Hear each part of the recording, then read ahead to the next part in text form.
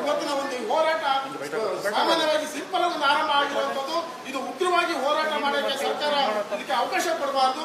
ಹಾಗಾಗಿ ಹೆಗಡೆ ಅವರು ಯಾವುದೇ ಬ್ಯಾಂಕ್ ಹೋಗಿ, ನ್ಯಾಷನಲ್ ಬ್ಯಾಂಕ್ ಹೋಗಿ, ಮತ್ತೊಂದು ಬ್ಯಾಂಕ್ ಹೋಗಿ, ಇವತ್ತು ನಮ್ಮ ತಾಯಂದಿರು, ಅಕ್ಕ ತಂಗಿಯರು ಇವತ್ತು ಸಬಲೀಕರಣ ಆಯ್ತಲ್ಲ.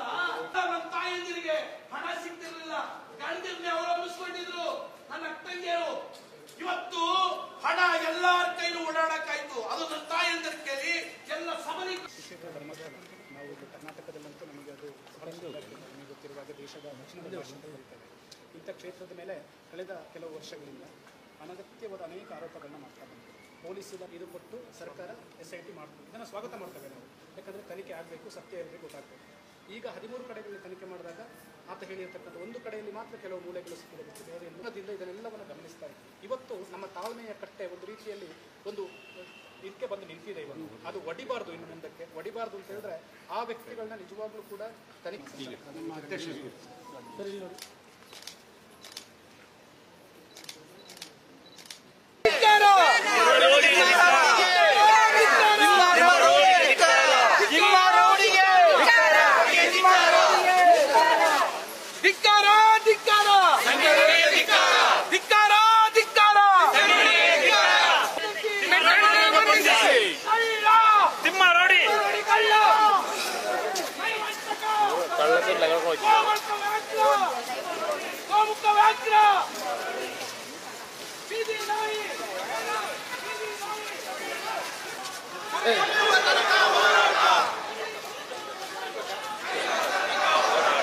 ಧರ್ಮಸ್ಥಳದ ಮೇಲೆ ಏನು ಆಗ್ತಾ ಇದೆ ಅದನ್ನೆಲ್ಲ ನೋಡಿದ್ದಾರೆ.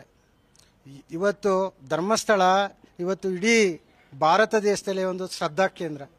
ನಮಗೆ ಒಳ್ಳೆಯ ನಾವು ಏನು ಎಲ್ಲಿ ನಾವು ಒಂದು ಒಗ್ಗಟ್ಟನ್ನು ಕಾಣ್ತೀವಿ ಅಂತೇಳಿದರೆ ಧರ್ಮಸ್ಥಳದಲ್ಲಿ ಮಾತ್ರ ನಾವು ಒಗ್ಗಟ್ಟನ್ನು ಕಾಣ್ಬೋದು. ಎಲ್ಲ ಧರ್ಮದ ಎಲ್ಲ ಜನಾಂಗದ ಒಂದು ಶಾಂತಿಯ ತೋಟ ಅಂತೇಳಿದರೆ ಧರ್ಮಸ್ಥಳ.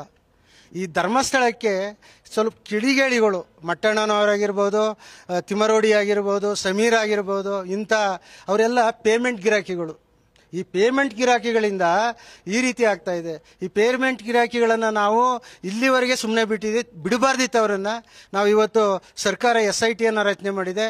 ಸರ್ಕಾರಕ್ಕೆ ಮತ್ತು SIT ಅವರಿಗೆ ನಾವು ಕೃತಜ್ಞತೆಯನ್ನು ಹೇಳ್ತಾ ಇದ್ದೀವಿ. ಯಾಕೆ ಅಂತೇಳಿದರೆ ಒಂದು ತನಿಖೆ ಆಗಿ ನಮ್ಮ ಮಂಜುನಾಥ ಸ್ವಾಮಿ ಮತ್ತು ವೀರೇಂದ್ರ ಹೆಗಡೆಯವರು ದೋಷ ಮುಕ್ತರಾಗಬೇಕು ಅಂಥೇಳಿ ನಾವು ಬಹಳ ಕರ್ನಾಟಕ ರಾಜ್ಯದಿಂದ 31 ಜಿಲ್ಲೆಯಿಂದನೂ ಸಹ ನಾವು ಇವತ್ತು ಒಂದು ಯಾತ್ರೆಯನ್ನು ಪ್ರಾರಂಭ ಮಾಡ್ತಾ ಇದ್ದೇವೆ. ಈ ಯಾತ್ರೆ ಧರ್ಮಸ್ಥಳದ ಉಜಿರೆಯಿಂದ ಧರ್ಮಸ್ಥಳದವರೆಗೆ ಪಾದಯಾತ್ರೆಯನ್ನು ಮಾಡಿ ನಾವು ಅದನ್ನು ಸಂಪೂರ್ಣವಾಗಿ ಮಾಡಿ ನಮ್ಮ ಹೆಗಡೆಯವರು ನಿರ್ದೋಷಿ ಅಂತೇಳಿ ತೀರ್ಪು ಬರಬೇಕು SITಯಿಂದ. ಅದೇ ರೀತಿ ನಾವು ಹೋರಾಟವನ್ನು ನಾವು ಮಾಡ್ತೇವೆ. ಈ ಹೋರಾಟದಲ್ಲಿ ನಾವು ಜಯಶೀಲರಾಗ್ತೇವೆ ಅಂತೇಳಿ ನಮಗೆ ನಂಬಿಕೆ ಇದೆ.